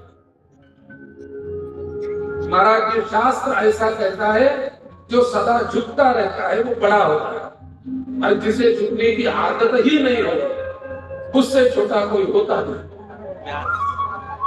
पहले दिन हमने विचार किया था कि भगवान के सामने कोई झुक जाए तो भगवान उसे झुकने नहीं देते, और आदमी के सामने अगर कोई खड़ा हो जाए तो आदमी उसे खड़ा होने नहीं देता है, गिरने की कोशिश करता है, गिराने की कोशिश करता है। ज्ञानी होना अच्छी बात है, लेकिन ज्ञान का अहंकार होना अच्छी बात नहीं है। भगवान श्री कृष्ण ने पहचाना कि भगवत भक्त उद्धव तो ज्ञानी तो है ही, लेकिन उद्धव को ज्ञान का अहंकार हुआ। तो भगवान ने योजना की कि उद्धव को वृंदावन भेजा और कहा कि वहां की जो गोपियां है, वहां के जो गोपाल है, वहां के जो नंद नंदिनी है, उन सबको जाकर अपने ज्ञान का कुछ ज्ञान का उपदेश दीजिए। वो सब अज्ञानी लोग हैं, उनको जाकर आप ज्ञान का उपदेश दीजिए। उद्धव ने कहा, ज्ञान का उपदेश देना है तो बड़ी सीधी बात है, कथा 4 से 7 कर ले, तो 4 बजे शुरू कर दिए, 7 बजे समाप्त कर दिए, सीधी बात है। ज्ञान का उपदेश देने के लिए भाव की जरूरत नहीं होती है, लेकिन भक्ति का उपदेश देने के लिए भाव की जरूरत होती है। ज्ञान आपको ज्ञानी बना सकता है, लेकिन भक्ति आपको भगवत स्वरूप बना देती है। भक्ति की श्रेष्ठता है। जिसे ज्ञानी होना है उसने केवल प्रवचन श्रवण कीजिए, लेकिन जिसे भक्त होना है, जिसे भगवान स्वरूप प्राप्त होना है, उसने भक्ति की श्रवण कीजिए, भक्त चरित्र का श्रवण कीजिए, भक्ति का अनुसरण कीजिए। उद्धव जी को लगा कि जाके गोपियों को सबको उपदेश देंगे, वापस आ जाएंगे। कितनी दूरी है वैसे तो? मथुरा और वृंदावन की दूरी ज्यादा से ज्यादा मुझे लगता है 15 से 20 किलोमीटर की होगी, लेकिन 12 साल हो गए भगवान श्री कृष्ण मथुरा से वृंदावन कभी गए राजा होने के बाद। उसके अलग अलग कारण मीमांसा श्रीमद् भागवत जी में और अनेकों चरित्र जो श्रीमद् भागवत के ऊपर जो टीका लिखी गई है, उस टीका में उसका अलग अलग से विचार आ गया है। उद्धव जी को कहा कि 20 किलोमीटर का रास्ता है, तो जाएंगे, उपदेश देंगे, शाम को वापस आएंगे। जैसे ही उद्धव जी ने कहा, मानो भगवान का रथ उद्धव जी लेके गए और नंद जी ने देखा, तो नंद जी को लगा कि साक्षात भगवान श्री कृष्ण आए। तो दौड़े दौड़े भगवान श्री कृष्ण से मिलने के लिए नंद जी चले आए, भगवान को मीठी में ले लिया। आलिंगन देने के पश्चात नंदलाल को पता चला, नंद जी को पता चला कि यह तो भगवान श्री कृष्ण का दुपट्टा उड़े भगवान श्री कृष्ण भक्त उद्धव जी है, भगवान नहीं है। माता यशोदा को भी लगा कि यह भगवान श्री कृष्ण है। उन्होंने भी घर में सब तैयारी कर दी कि भगवान श्री कृष्ण आ गए, भगवान श्री कृष्ण आ गए। उनको भी पता चला। जब पता चला कि भगवान श्री कृष्ण नहीं है, भगवान श्री कृष्ण का कोई सखा है उद्धव नाम का, सभी माताओं को मायके के तरफ बहुत प्यार होता है। मायका एक ऐसी धरोहर है, एक ऐसी जगह है कि वहां से अगर कुत्ता भी आ गया तो सभी माताओं को उसे प्यार करने की अभिलाषा होती है, उसे प्रेम करने की इच्छा होती है। क्योंकि वो कहां से कौन आया इसे मतलब नहीं है, कहां से आया इसे मतलब,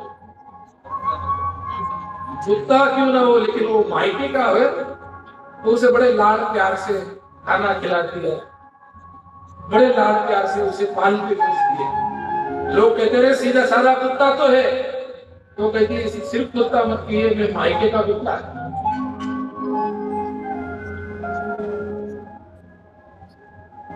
वो उसे मराठी में माहेर कहते हैं।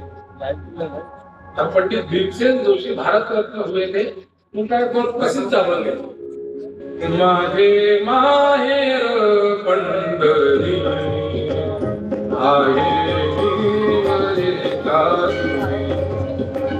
माझे माहेर पंढरी आहे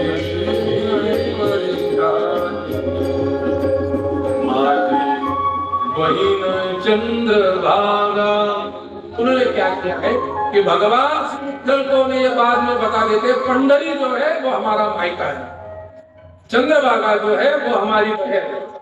माझी बहिन चंद्रभागा। और हमारी बहना क्या करती है, तो हमारा सब दुख है, छोटा भाई है, बड़ी बहन है, तो भाई के जीवन में जो भी दुख आ जाता है, ऐसे कहते हैं कि बहन ये माता का मूर्तिमंत स्वरूप होती है, छोटी माता होती है। माझी बहिन चंद्रभागा करित से पाप भंगा, करित से पाप भंगा माझे माहेर पंढरी। मायका ये एक आह्लाददायक विषय होता है, एक सुखद विषय होता है। चाहे मायका का मायके में कोई आदमी आ जाए तो उनसे बात चलते चलते 2, 3, 4 घंटे लग जाते हैं, पता ही नहीं चलता कि समय कैसा गुजरा और 4 घंटे कैसे गए। किसी ने पूछा इतने देर मथुरा आ गए, भगवान जी ने कहा उद्धव जी उपदेश दे दिया। उद्धव जी ने कहा भगवान आप तो सर्वज्ञ है, सर्वांतर्यामी है, जगत के पिता आप ही है, जगत के कर्ता धर्ता आप ही है। गतिरमरता प्रभु साक्षी निवास शरणं स्वरूप प्रभव प्रलय स्थानम निधानम बीजम अव्ययम्। आप पिता हमस्य जगतो माता धाता पितामह वेद्यम पवित्र ओंकार ऋक्सामि यजुरेव च सर्वचराचर के सर्वांतर्यामी आप हो। आपने ही मुझे वहां जाकर भक्ति का ज्ञान का उपदेश देने के लिए भेजा, लेकिन मैं उपदेश देकर नहीं, मैं उपदेश लेकर लौटा हूं। मुझे उपदेश दिया गोपी ने। ज्ञान कहता है कि भगवान ज्ञान में है, लेकिन भक्ति कहती है भगवान सर्वत्र है। ज्ञान कहता है कि भगवान कर्म मार्ग में है, भगवान योग मार्ग में है, भगवान सांख्य मार्ग में है। भक्ति कहती है कि कर्म योग और ज्ञान मार्ग सभी भक्ति में आ जाते हैं। उद्धव और गोपी जी का जो संवाद है, जितना भाव विभोर है उतना ही वेदांत विभोर भी है। पराकाष्ठा का वेदांत का उपदेश भक्तियों ने, गोपियों ने भक्ति का उपदेश उद्धव जी को कहा, और भगवान को पता चला कि उद्धव का जो सब अहंकार था वह अहंकार चला गया। अनेकों साल बाद महात्मा विदुर वहां आ गए। विदुर जी ने कहा भगवान कहां पर है? भगवत भक्त उद्धव जी ने कहा कि महाभारत का युद्ध हो गया, पांडवों ने युद्ध जीत लिया, और भगवान अपना सब अवतार कार्य करके फिर से वैकुंठ लोक चले गए, गौलोक। महात्मा विदुर जी को बड़ी पीड़ा हो गई। महात्मा विदुर जी ने कहा भगवान जी ने मेरे बारे में कुछ कहा, मेरे लिए कुछ उपदेश छोड़ा? तो उद्धव जी ने भाव विभोर होकर कहा कि भगवान जी ने मुझे जो उपदेश दिया वही उपदेश आपको भी कहने के लिए कहा है। तो विदुर जी ने कहा सुनाओ। तो भगवत भक्त उद्धव जी ने कहा कि मैं तो भगवान के विरह के कारण आपको वो उपदेश बता नहीं सकता, लेकिन मैत्रेय ऋषि आपको वो उपदेश बताएंगे। आप मैत्रेय ऋषि के पास जाइए, मैत्रेय मुनि के पास जाइए और उनको कहिए कि भगवान ने जो उपदेश उद्धव जी को कहा था वही उपदेश मैत्रेय मुनि ने भी सुना था, वही आपको उपदेश मैत्रेय मुनि देंगे। मैत्रेय मुनि के पास जाके महात्मा विदुर जी ने 3 ही प्रश्न पूछे थे, ज्यादा है संवाद लेकिन मेरा समय समाप्त होने वाला है। मैं 3 प्रश्नों में सिर्फ उसका संक्षिप्त स्वरूप में आपके सामने चिंतन करने वाला हूँ। महात्मा विदुर जी ने पूछा पहला प्रश्न, भगवान अवतार क्यों लेते हैं? महात्मा विदुर जी ने पूछा दूसरा प्रश्न, ये सभी आदमी सुख के प्राप्ति के लिए क्यों प्रयत्न करते हैं और उनको सुख क्यों प्राप्त नहीं हो? और महात्मा विदुर जी ने तीसरा प्रश्न पूछा कि अगर भगवान के ही हाथों में सृष्टि का निर्माण है, भगवान के ही हाथों में सभी जड़ चेतन पदार्थ का निर्माण है, तो भगवान राक्षस निर्माण उत्पन्न ही क्यों करते हैं? अगर राक्षस ही उत्पन्न न हो जाए तो कोई दुर्व्यवहार नहीं होगा। मानो अगर रावण का ही जन्म नहीं होता तो माता सीता का हरण नहीं होता, माता सीता का ही हरण नहीं होता तो राम सेतु का निर्माण नहीं होता, राम सेतु का निर्माण नहीं होता तो श्री राम जी का चरित्र ही पूरा नहीं होता। तो महात्मा मैत्रेय मुनि ने भगवान श्री विदुर जी को बहुत विस्तृत में उपदेश बतलाया। उन्होंने कहा सुख की प्राप्ति के लिए हर आदमी क्यों प्रयत्न करता है? पहला प्रश्न पूछा तो महात्मा मैत्रेय मुनि ने कहा कि सुख एक प्राप्ति का विषय नहीं है, सुख ये अनुभव का विषय। ध्यान से सुनिए, आनंद और सुख एक ही नाम की 2 चीजें हैं, लेकिन दोनों भी चीजें दिखती कहीं नहीं है। ये अनुभव करने का विषय। सुख अत्यंत नाजुक है। मैंने पहले बोला था अभी कथा के प्रारंभ में कि आदमी के सुख से नहीं दूसरे के दुख से दुखी होता है। आदमी से दुख से नहीं दूसरे के सुख से दुखी होता है। तो इसका विचार विदुर जी के चरित्र में हमको करना है, वो ये विषय। हमको हमारा दुख नहीं देता है, हमको दूसरे का सुख दुख देता है। मान लीजिए अभी 10वीं का रिजल्ट लगा, 12वीं का रिजल्ट लगा, एक बच्चा दौड़ता पेड़े बांटते हुए आया, मिठाई बांटते हुए आया, का प्रसाद लीजिए। किसी ने पूछा किस चीज का प्रसाद है, किस चीज की मिठाई है? उस बच्चे ने कहा कि मुझे 96 मार्क प्राप्त हुए, तो उस चीज के लिए हम मिठाई बांट रहे हैं। तो 96 मार्क मिली, सुख का विषय या दुख का विषय? आप बताइए, सुख का विषय, आनंद का विषय या दुख का विषय? आनंद का विषय। 96 मार्क तो मिठाई बांटते दूसरी तरफ आ गया, उसके हाथ में भी मिठाई थी। इसने अपनी मिठाई उसके हाथ पर रखी, बोले भैया मिठाई लीजिए। इसने कहा किस चीज की है? तो बच्चे ने कहा कि मुझे 96 मार्क मिले 10वीं में। तो उसने अपने खुद से भी मिठाई निकाली और उसके हाथ में मिठाई।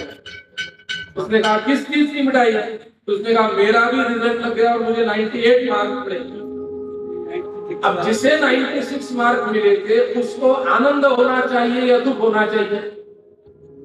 आनंद होना चाहिए, दुख होना चाहिए? उससे दुख हुआ, उसका चेहरा ही गिर गया, उसके भाव बदल गए।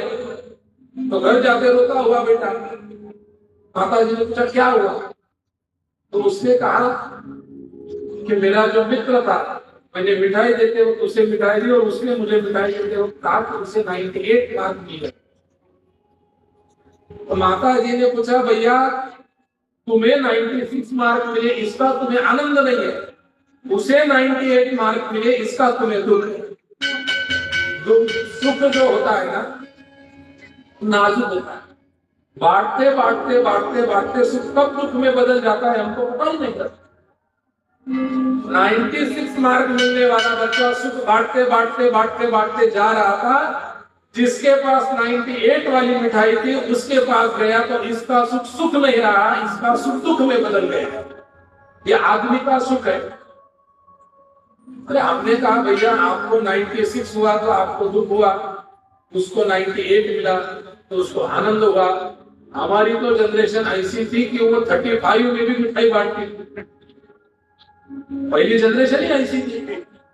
पर 40 मार्क मिले तो वो कहते थे पास हो गए ना तुम जान दो, बात छोड़ दो। अभी की जनरेशन ही ऐसी हुई कि 96 मार्क में तो वो रोकी रहती। ये परिणाम 96, 35 या 98 का है ही नहीं, ये परिणाम दूसरों को हमसे ज्यादा मिला इसका है। हमारे पास अगर एक 4 व्हीलर हो, पैदल आदमी चल रहा था,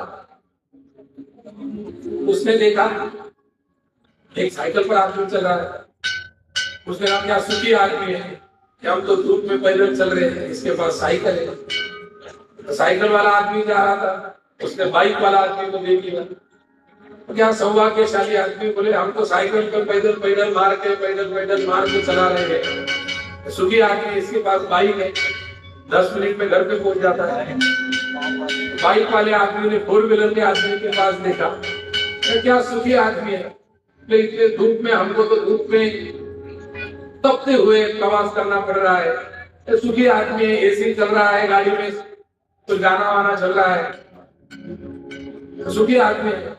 तो गाड़ी वाले ने सिर्फ ऐसा वो सनरूफ रहता है गाड़ी पे, गाड़ी वाला गाड़ी चला रहा था तो पैनोरामिक सनरूफ था गाड़ी पे, तो उसे गाड़ी चलाने में सिर्फ उसकी नजर ऊपर गई। उन्होंने क्या क्या सुखी आदमी यार, हम तो रोड से घूम रहे, वो तो हेलीकॉप्टर वाला बहुत सुखी आदमी है, तो आकाश मार्ग से जा रहा है, हेलीकॉप्टर से जा रहा है। हेलीकॉप्टर वाला आदमी भी जब जेट प्लेन वाले को देखता है तो कहता है क्या सुखी आदमी है भैया, हमारा तो हेलीकॉप्टर है छोटा सा है, उसमें ना कुछ सुविधा है ना कुछ व्यवस्था है। और जेट प्लेन जिसका पास होता है वो तो सब ड्रेसिंग रूम भी वही होता है, नहाने की चीज भी वही होती है, सोने की जगह भी वही होती है। सुख की परिभाषा बदलती रही। जमीन से चलते हुए आदमी का सुख हवाई जहाज में जाने वाले आदमी के सुख से परे हो गया। आपको लग रहा होगा सुख की व्याख्या बदल गई, सुख की व्याख्या बदलनी होगी। जिस चीज से हम सुख ढूंढ रहे हैं उस चीजों की व्याख्या बदली हुई। सुख की परिभाषा ऐसी होती है कि धनवान को भी रात में नींद ना आए। अरे एक आधा बहुत गरीब आदमी है, वो भी रात को बहुत अच्छे नींद से सो जाता है। तो सुख पैसों से प्राप्त नहीं होता, सुख व्यवस्था से प्राप्त नहीं होता है, सुख अवस्था से प्राप्त होता है। हर व्यवस्था आपको प्रपंच में प्राप्त होगी, लेकिन अवस्था आपको परमार्थ में ही प्राप्त होगी। व्यवस्था से प्राप्त होने वाला सुख किंचित काल का रहता है, अवस्था से प्राप्त होने वाला सुख दीर्घ काल का होता है। जैसे मानो व्यवस्था से प्राप्त होने वाला सुख, यह कूलर है, ये कूलर क्या कर रहा है, तो गर्मी के दिन में हमें ठंडी हवा दे रहा है। ये क्या हुई, व्यवस्था। व्यवस्था का सुख कितने टाइम तक है, जब तक लाइन है तब तक, लाइन जाने के बाद जब तक जनरेटर है तब तक, जनरेटर का जाने के बाद तो सुख की व्यवस्था कम हो जाएगी। मतलब यह जो व्यवस्था है वो किंचित काल की, लेकिन आदमी ने अगर अपनी अवस्था ही सन्यासी बना ली तो क्या धूप और क्या छाव, क्या बारिश, क्या पानी, क्या भूख, क्या तहां।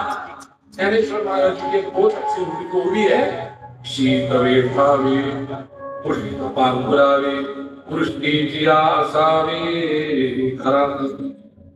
साधु महात्मा क्या कर लेते हैं, जिस व्यवस्था में है उसी अवस्था को अपना लेते हैं। केविले अनंते तैसे जी रहावे चित्ती असुद्यावे समाधान। भगवान ने जिस अवस्था में हमें रखा है ना, उसी अवस्था में अगर हम सुख मान लेते हैं तो हमें सुख की अनुभूति होने लगती है।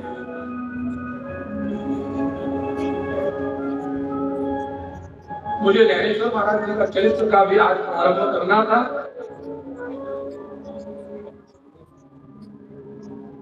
मैं मजाक में भी, अब मेरे प्यारे संबंध उनसे है तो मैं ऐसा कहता हूँ कि समिति के सभी जो रामदूत है तो हमारे भाई है ही, लेकिन समिति का एक रामदूत ऐसा है कि जो हम सबका गुरु है और जिसे हम अंशुल महाराज के नाम से जानते हैं। तो क्या करते हैं, हमको आज्ञा देते कि महाराज जी कल यह कथा सुनानी है, कल यह चरित्र समाप्त करके यह चरित्र का प्रारंभ करना है। तो उन्होंने कल हमसे कहा कि महाराज विदुर जी का चरित्र, महाराज उद्धव जी का चरित्र, महाराज गोपियों का चरित्र सुनाने के बाद ज्ञानेश्वर महाराज चरित्र का तो आपका शेड्यूल में था।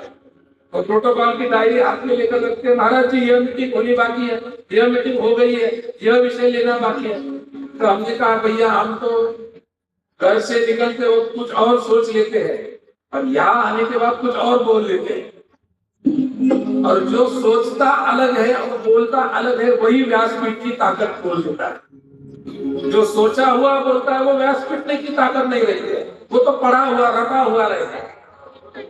मैंने कहा था कि आज 6:30 सवा 6 बजे के बाद ज्ञानेश्वर महाराज जी का चरित्र प्रारंभ करेंगे। अभी समय देखा तो 6:45 बजे है। 7 बजे के बाद हमारे हनुमान जी को तो आरती का स्वीकार करना होता है, और आरती के पश्चात अगर कथा हुई तो भाविकों को भी तकलीफ मिलती है, समस्या हो जाती है। तो प्रयास तो था कि ज्ञानेश्वर महाराज चरित्र का प्रारंभ करना है, लेकिन समय के रहते उस चरित्र का प्रारंभ कल के सत्र में करेंगे। आज तो सिर्फ गोपियों का हमारा विषय अधूरा रह गया। सुख बहुत नाजुक चीज रहती है, सुख अनुभव करने का विषय रहता है। जो व्यवस्था में अवस्था प्राप्त कर ले उसे सुखी कहते हैं। भगवान ने जिस अवस्था में हमें रखा है उसी अवस्था में अगर हम समझे कि यह जो दिया है भगवान ने दिया है, जो देने वाला है वो भगवान देने वाला है, और जो दे रहा है वो भी भगवान दे रहा है, और जो ले रहा है वो भी भगवान दे रहा है, तो हमारे जैसा सुखी आदमी जीवन में दूसरा कोई नहीं दे सकता। जिसे सुख की प्राप्ति करनी है ना, तो पैदल चलने वाले ने गाड़ी के तरफ, गाड़ी के वाले ने 4 व्हीलर की तरफ, 4 व्हीलर वाले ने हेलीकॉप्टर की तरफ, हेलीकॉप्टर वाले ने जेट प्लेन की तरफ नहीं देखना है। पैदल चलने वाले ने ये देखना है कि भगवान ने मुझे चलने के लिए 2 पैर तो दिए हैं, किसी किसी को तो भगवान पैर भी दे देते हो तो भगवान का शुक्रिया है। तेरा शुक्रिया है, बड़ा अच्छा भजन है कि भगवान आपने आग दी, तेरा शुक्रिया है कि मैं आपको देख पा रहा हूँ। आपने पैर दिए, आपका शुक्रिया है कि मैं दर मंगलवार को हनुमान जी के आपके दरबार में आ सकता हूँ। आपके आपने दृष्टि दे दी है, आपका शुक्रिया है कि मैं आपको प्यार भरे अंतःकरण से आपको देख सकता हूँ। आपने वाचा दी है, आपका शुक्रिया है कि मैं आपके गुणानुवाद का वर्णन कर सकता हूँ। इसी अवस्था में अगर हम रहे तो निश्चित स्वरूप से भगवत भक्त की जो अवस्था होती है वही अवस्था हम सबको प्राप्त होगी। और यह अवस्था प्राप्त करने के लिए व्यवस्था की नहीं, भगवत भक्तों के चरित्र की जरूरत होती है। मैंने अभी कहा था कि प्रपंच में अवस्था और परमार्थ में व्यवस्था, परमार्थ में अवस्था और प्रपंच में व्यवस्था की जरूरी है। अवस्था बदलने के लिए अगर कुछ चीजें होनी चाहिए तो वो भगवत भक्तों का चरित्र है, और उन्हीं भगवत भक्तों का चरित्र का श्रवण करने का सौभाग्य हनुमान जी की कृपा से मुझे और आप सब लोगों को प्राप्त होगा। क्योंकि कथा सुनना या कथा सुनाना यह न श्रोता के हाथ में होता है न वक्ता के हाथ में होता है। कथा सुनना है तो भी हनुमान जी की इच्छा होनी चाहिए, और कथा सुनानी है तो भी हनुमान जी की इच्छा होनी चाहिए। क्योंकि प्रभु का जो चरित्र होता है वो चरित्र सुनने के लिए हनुमान जी तो आतुर होती है। प्रभु चरित्र सुनिबे को रसिया, राम लखन सीता मन बसिया। भगवान श्री हनुमान जी प्रभु चरित्र सुनने के लिए कायम रसिक रहते हैं। मैंने कल भी कहा था कि आज भी भगवान श्री हनुमान जी किसी न किसी रूप से हमारे कथा पंडाल में आकर कथा श्रवण करते होंगे। और प्रति हनुमान जी का, प्रत्येक आदमी में जो जो हनुमान जी का स्वरूप है, ये प्रसाद की व्यवस्था ही इसलिए की जाती है कि जाते वक्त सभी भक्तों को प्रसाद ग्रहण कर लेना चाहिए। क्योंकि किस न किस माध्यम से, किस न किस रूप से साक्षात श्री हनुमान जी भी हमारे कथा पंडाल में आकर विराजमान होते हैं और वह यह कथा सुनते हैं। तो बड़ी सौभाग्य की बात है कि पहली ही श्री वर्तमान कथा श्री हनुमान जी ने इस दास के मुख से श्रवण करने का सौभाग्य हमें दिया, और साक्षात परम पवित्र पुण्य पावन पुरुषोत्तम दास के पर्व काल पर यह श्री भक्तमान चरित्र का वर्णन करने का सौभाग्य हमें प्राप्त हुआ, श्रवण करने का सौभाग्य आपको प्राप्त हुआ। भगवान की कृपा हम सब पर ऐसी ही बनी रहे। कि अधिक मास का एक नियम ऐसा होता है कि अधिक मास में, पुरुषोत्तम मास में जो भी दान किया जाए, हमने तो श्रवण किया है कि उस दान का 100 गुना ज्यादा पुण्य हमें प्राप्त होगा। दान तो करना है, लेकिन दान कहाँ करना है, यह बड़ी समस्या है। भारत में अब दाता की कमतरता नहीं है। कुछ मंदिर ऐसे हुए कि उस मंदिर की इतनी देनगी राशि है, इतनी धन राशि है, उस मंदिर से ही एक राज्य चल सकता है। तो देने वालों की कमतरता तो भारत में है नहीं, लेकिन कहाँ देना है इसकी कमतरता है। तो इसलिए एक विषय आपके सामने प्रकट करता हुआ आरती के साथ आज की कथा को समाप्त करेंगे। देना है तो भूखे को अन्नदान दीजिए, देना है तो गौ माता को गोग्रास दीजिए, देना है तो छात्रों को वस्त्र दान दीजिए। और ऐसी बड़ी उपलब्धि आप सभी श्रोताओं को प्राप्त होती है, क्योंकि हमारा जो अधिष्ठान है महाराष्ट्र में बुलढाना जिला क्षेत्र में श्री संत नरहरिनाथ महाराज संस्थान, वहां पर पिछले 4 वर्षों से महर्षि वशिष्ठ वेद विद्यालय और श्री संत तुकाराम महाराज भार्गवी विद्यालय चल रहा है, जहां पूरे महाराष्ट्र से 30 से 40 छात्र वहां वैदिक संस्कृति का, कीर्तन प्रवचन का, जो कथा का अध्ययन होता है वह करते हैं। विशेषतः यह है कि उस 40 छात्रों को रहने की व्यवस्था, खाने की व्यवस्था, भोजन की व्यवस्था, सोने की व्यवस्था, सभी अध्ययन की व्यवस्था, साथ ही में एकेडमिक एजुकेशन स्टेट बोर्ड का जो होता है उसकी व्यवस्था, कंप्यूटर, इंग्रजी, गणित सभी विषयों की व्यवस्था पूरी तरह से निःशुल्क की जाती है। 1 भी रुपया शुल्क किसी भी बच्चों के साथ से लिया नहीं जाता है। सभी बच्चों को 4 साल तक, 1-2 दिन, 4 साल तक निवास, भोजन आदि सब व्यवस्था निःशुल्क स्वरूप से दी जाती है। अर्थात यह कार्य होता कैसा है, क्योंकि पैसों के बिना तो कोई कार्य होता नहीं है, ठंडा पानी भी पैसों के बिना मिलता नहीं है, तो कार्य होता कैसा है। तो दोन चीजों से वह कार्य चलता है। पहली चीज जो है वो तो आप जैसे सभी दातृत्ववान भाविक भक्तों के सहयोग से वह विद्यालय चल रहा है। 40 से 45 लाख रुपए वार्षिक उसका जो है वो खर्च आता है। तो सभी खर्च केवल भक्तों के देनगी से चलता है। उसमें शासन की कुछ अनुमति, शासन का कुछ अनुदान कुछ दोनों विद्यालय में नहीं है। और दूसरा जो माध्यम है, इसमें जो कथा रही है, इस कथा के माध्यम से जो भी राशि आती है, जो भी धन धान्य आता है, वह सब राशि और वह सब धन धान्य वहां जाके उन बच्चों को दिया जाता है, उन बच्चों के ऊपर खर्च किया जाता है। इसी के साथ वहां पर गौशाला का भी निर्माण किया है कि भारतीय गोवंश की सभी गाय हो, जिसमें गिर गाय हो, छोटी कुंगुरु गाय हो, सहीवाल गाय हो, हारबर्गर गाय हो, सभी गौ माता का बाल संगोपन, गो पालन किया जाता है। वहां के सभी गौ माता का जो गोरस रहता है, दूध, दही, तुप, मध, वो कहीं भी बाहर बिक्री के नहीं भेजा नहीं जाता। सभी इन्हीं बच्चों को, 2 बच्चे मेरे साथ अभी छात्र उसी विद्यालय के है, तो उन्हीं छात्रों को वो सब गोरस दिया जाता है। तो सभी भाविक माता सज्जनों को, भाई बहनों को, जिनको जो भी दान करना है वो वहां पर अपना दान कर सकते हैं। एक छोटी सी योजना वहां पर हमने शुरू की है कि 365 दिन के अगर 365 अन्नदाते हुए तो एक अन्नदान की सेवा का जो बड़ा खर्च होता है वो कम होता है। तो इसलिए मात्र 2500 रुपए, 2500 रुपए की एक दिन की अन्नदान सेवा है। तो कोई अपना जन्मदिन हो, कोई स्मृति दिन हो, कोई एनिवर्सरी हो, कोई चीज हो, कोई माता पिता का पुण्य स्मरण हो, तो उस दिन में आप अगर वहां पे ऑनलाइन स्वरूप से आप वहां पर देव की राशि भेज दी जाए, तो वहां के सभी बच्चों को, वहां के सभी भक्तों को, वहां के सभी गौ माताओं को आपकी तरफ से उस एक दिन का अन्नदान किया जाता है। आपको साल में एक ही दिन, एक ही बार 2500 रुपए सिर्फ वहां पे देव की सेवा देनी है।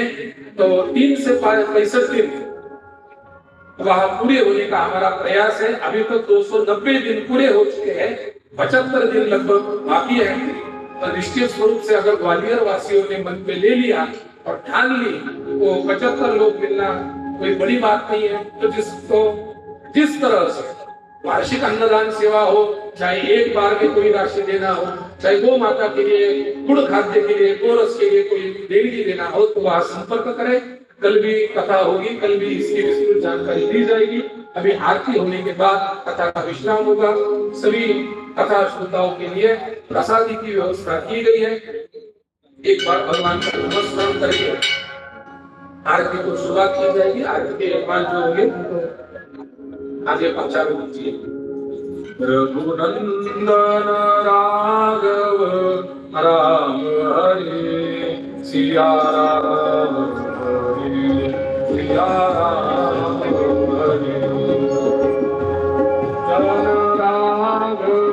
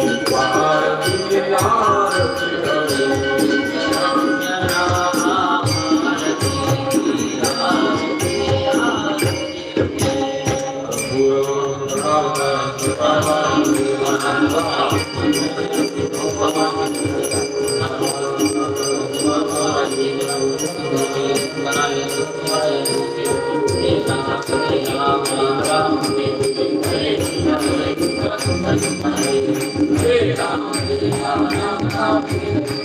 Krishna Hare Krishna Krishna Hare Hare Hare Ram Ram Ram Hare Krishna Krishna Krishna Hare Hare Krishna Krishna Krishna Hare Krishna Krishna Krishna Hare ईशानं स्मरण जय जय श्री हनुमान महाराज सब संतन की सब भक्तन की